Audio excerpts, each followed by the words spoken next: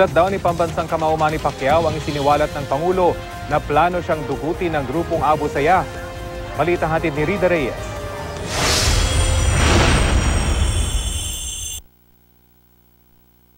Lunes ng gabi nang matagpuan ang ulo ng Canadian hostage victim na si John Rydesdale sa tapat ng Jolo Municipal Hall. Itinapon daw ito sa lugar matapos pugutan ng bandidong grupong Abu Sayyaf.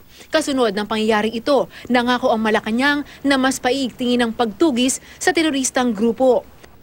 May ilan pa raw kasi silang binalak na panggugulo. Si Pangulo Aquino ang mismo nagsabi na para mapukaw ang atensyon ng ISIS, ginusto raw makipag-ugnayan ng isa sa mga Abu Sayyaf leader na si Isnilon Hapilon sa mga bilanggo ng New Bilibid Prison para magsagawa ng pambobomba sa Metro Manila.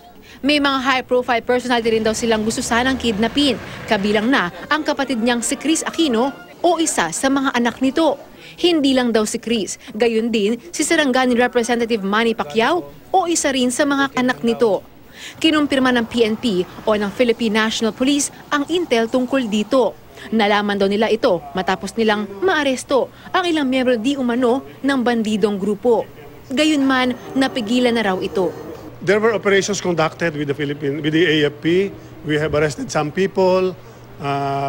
Kaya nalaman na meron palang mga ganong, wala pang idea pa lang yung pagkaroon ng mga bombing at saka kidnapping operations sa Metro Manila.